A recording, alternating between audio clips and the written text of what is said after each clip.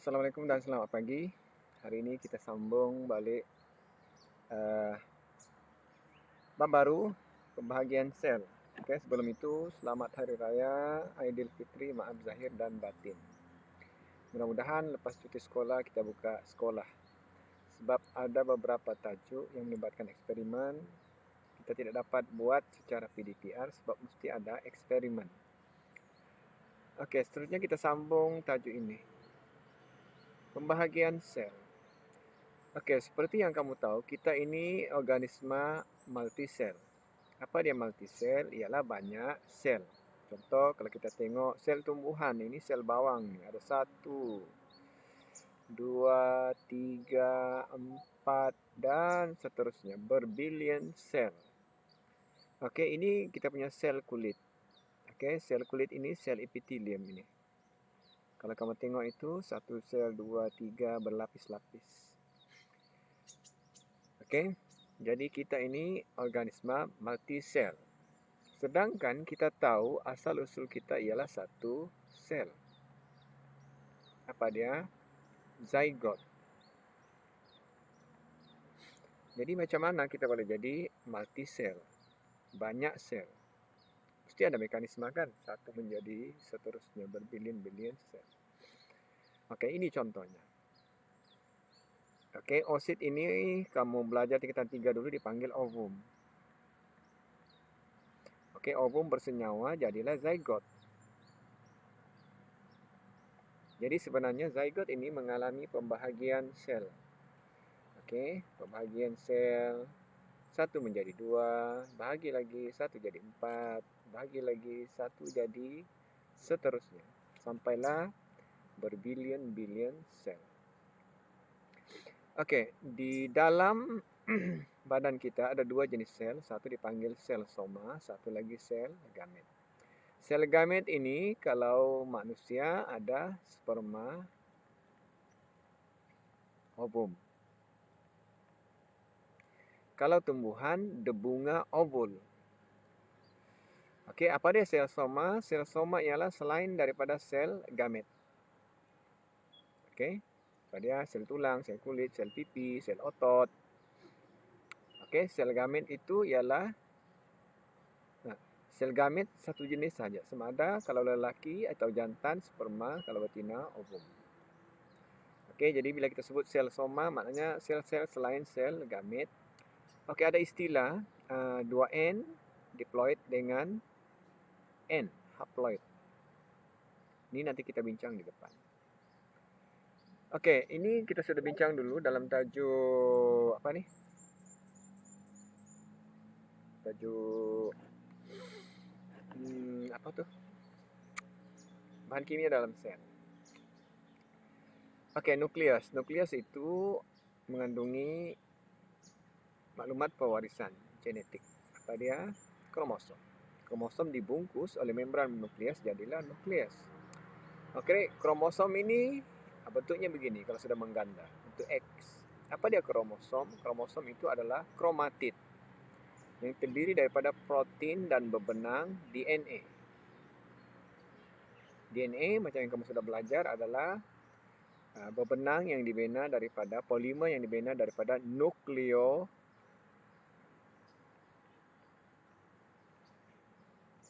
Okey, dia ada 3, ada base nitrogen, ada gula 5 karbon dan ada fosfat.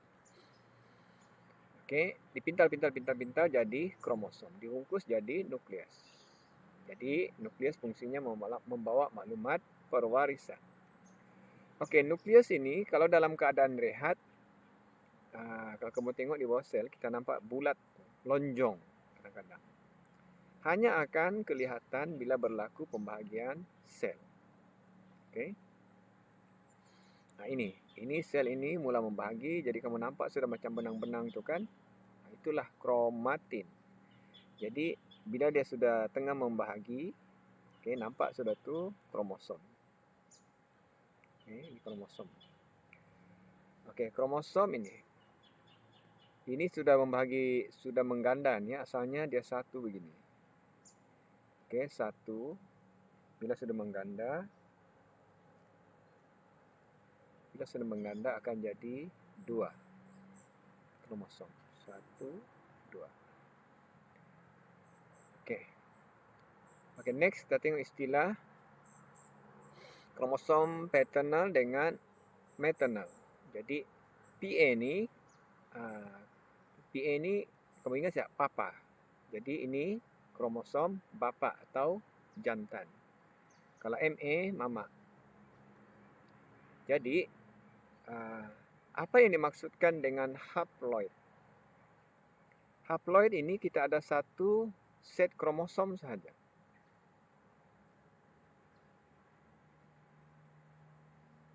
Oke, ini contohnya di dalam sperma dengan ovum, sel gamet.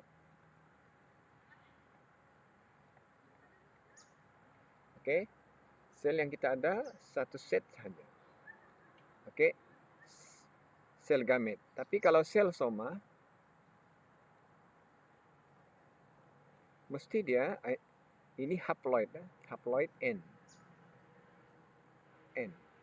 Kalau sel soma mesti 2N. Kenapa? Kita ada kromosom maternal mama merah dan kita ada kromosom bapa biru. 2 set. Oke, kalau haploid maknanya satu set kromosom saja. Kalau diploid 2 set. Jadi paham makna haploid, diploid, paternal, maternal. Oke, homolog. Homo maknanya sama. Oke, apa dia? Oke, kromosom ini dengan ini sama. Kamu tengok, sama size, sama bentuk. Kalau ini bawa, katakanlah ini bawa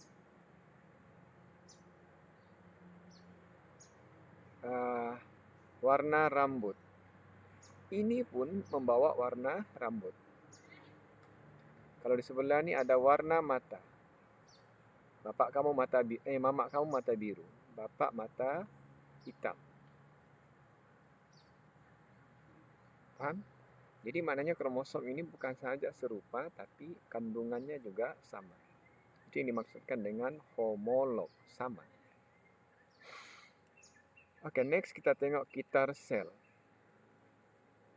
Oke, jadi kita tahu tadi bahwa sel itu membanyak dari 1, kan? Jadi 2, jadi 4, jadi multisel. Oke. Oke, jadi di dalam pembahagian sel ini ada kita panggil kitar sel. Oke, kitar sel, mitosis dan meiosis. Oke, dalam kitar sel dia ada 3 fasa. Satu fasa dipanggil interfasa. Kalau BM, macam dalam buku kamu, inter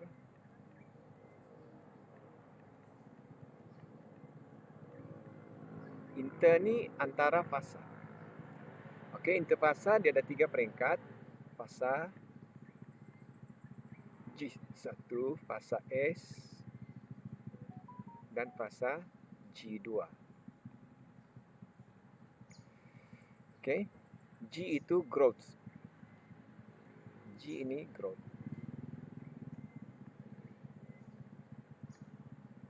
Ini ada TH. Apa dia? Pertumbuhan. Oke, lepas itu dia ada fasa meiosis dan ada sitokinesis. Ulang lagi balik. Kamu tengok, sel ini mengalami kitar sel, masuk metafasa, interfasa, masuk meiosis, hasilkan sel, mitosis, hasilkan satu sel. Nanti dia pusing lagi, satu lagi sel. Oke, tapi yang induk tu kekal. Ini pun boleh mengalami kitar sel, pusing. Jadi begitulah cara sel itu membahagi, yaitu ada 3 peringkat. 1 interfasa, mitosis, sitokinesis. Sito ni pembahagian sitoplasma. Oke, apa yang berlaku? Oke, di peringkat fasa ini, oke, sel itu membesar. Katakan ini dia punya size asal. Sel itu akan membesar. Sebab nanti sel ini akan dibahagi dua. Jadi mesti dia membesar, mengalami pertumbuhan. Oke, baru boleh dibahagi dua. Oke, apa dia? Antaranya di sini berlaku replikasi organel. Mitokondria dikasih double, kloroplas didabelkan. Oke, kenapa? Sebab nanti dibahagi dua. Ibaratnya kalau anak, kalau membahagi secara ini, matanya dikasih double. Supaya nanti bila dibahagi dua, jadi dua mata setiap anak. Oke, sintesis. Nah, ini kita panggil fasa replikasi. Replicate, disalin balik. Oke, pertumbuhan kali kedua, fasa kedua. Ini di buku teks perinciannya ada, barulah masuk mitosis. Oke, next. Apa dia fasa S? Oke, katakanlah sel kita, 2N, kulit kita luka. Katakanlah kita luka. Jadi akan diganti dengan kulit baru. Namanya sel itu akan membahagi. Jadi sel kulit itu adalah 2N sebab sel soma kan. Jadi apa berlaku di sini yang mana bila sel itu dibahagi dua, bilangan kromosomnya sama juga 46. Kan kekal. Jadi maknanya di sini mestilah 92. Supaya bila dibahagi dua sama dengan 46. Jadi maknanya sebelum sel itu membahagi, dia mesti mereplikasi di darab 2. Oke, darab 2 jadi 92 dibahagi 2, balik ke asal, sama. Sama dengan asal. Oke, kita tengok animasi Peter sel.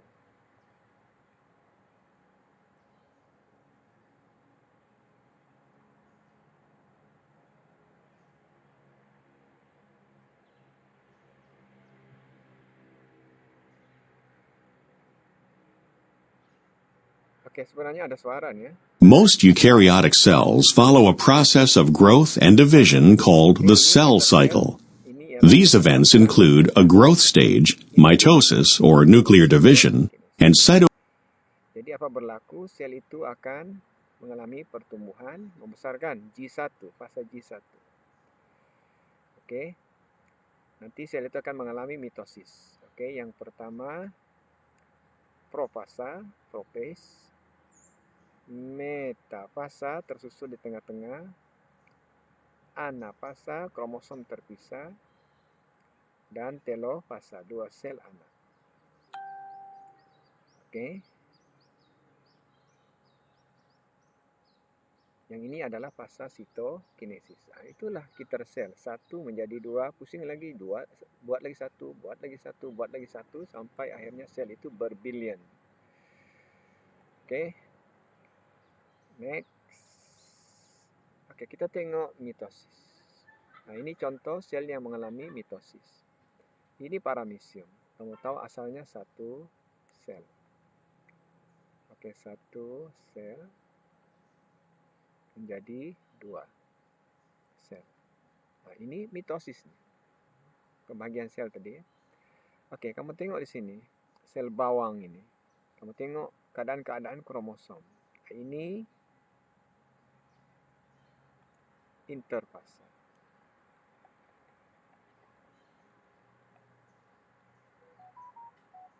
Ini profasa. Ini metafasa. Ini anafasa. Oke. Oke, kita tengok animasi mitosis. Oke, apa yang berlaku pada peringkat pertama ini kita panggil peringkat peringkat rehat interfase. Oke, di dalam interfase akan berlaku replikasi. Apa dia? Kromosom itu mengganda. Jadi tadi asalnya 2 kromosom, 1, 2, kromosom ibu, kromosom bapak, mengganda jadi 4. Kalau manusia 46 mengganda jadi 92. Oke, tersusun di tengah-tengah. Ini kita panggil metafasa. Terpisah. Nah, ini anafasa. Oke. Sitokinesis, potong sitoplasma, pembagian sitoplasma. Jadi 2 sel baru. Serupa dengan induknya tadi 2 kromosom. Nah, inilah mitosis. Oke, Cik ulang balik ya. Ini induknya 2 kromosom, mengganda jadi 4. Interfasa. Masuk profasa, metafasa, anafasa, oke, telofasa. Pakmat. Senang saja. Pakmat. Profasa, metafasa, interfasa, anafasa, telofasa. PMAT. Oke. Next. Oke, sitokinesis. Sitokinesis namanya ialah pembahagian sitoplasma. Kalau kamu tengok ini, nah ini sel di hujung mitosis. Selepas mitosis, sel ini akan dibelah 2. Nah, ini kita panggil sitokinesis. Oke, kalau sel tumbuhan dia akan sel itu akan membentuk plate sel, plate dinding sel. Nanti dia mengeras jadi dinding sel baru, jadi 2 sudah sel tumbuhan baru. Oke, kita tengok apa kegunaan mitosis. Oke, mitosis yang pertama fungsinya adalah untuk tumbesaran. Contoh katak ini. Katak kita tahu berasal dari telur. Oke, kembang jadi zigot, membagi jadi embrio, berudu. Membesar lagi jadi katak juvenal. Membagi lagi, mitosis lagi jadi katak dewasa. Semua juga melalui peringkat itu. Jadi salah satu fungsi ataupun pentingnya mitosis adalah untuk tumbesaran dan perkembangan. Oh, cikgu terlepas satu. Video mitosis. Oke, ini contoh sel yang tengah mengalami mitosis.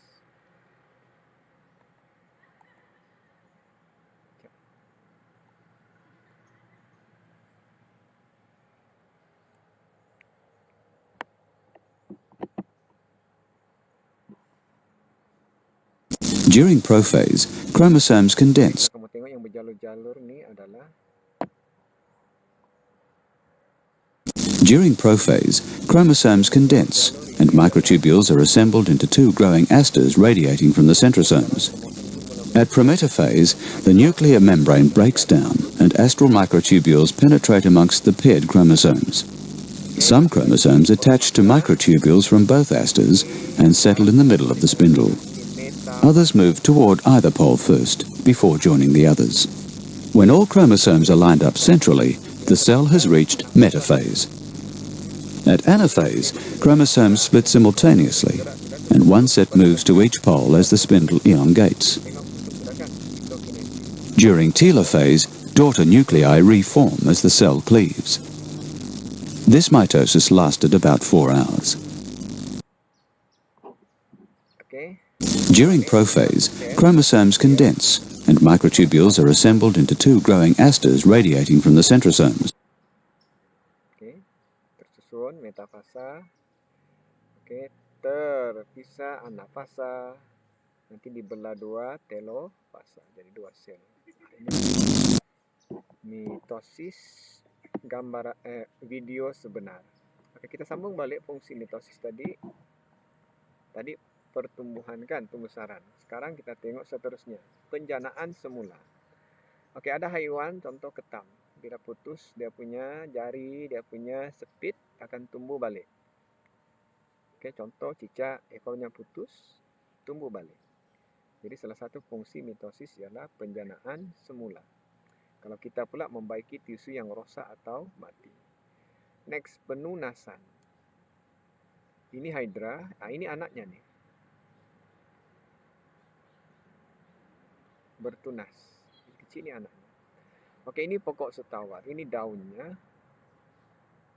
Ini anak-anaknya nih. Bertunas. Tidak ada biji benih, tapi bertunas. Menghasilkan anak baru.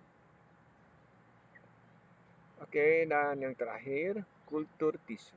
Kultur tisu ini kita boleh biakkan tumbuhan saja.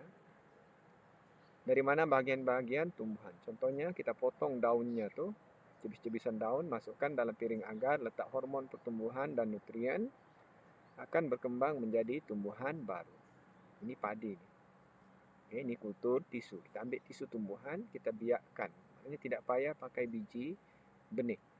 Tapi ini mesti dilakukan di makmal, mesti bersih. Kalau tidak, rosak dijangkiti bakteria. Oke, itu sahaja pasal mitosis.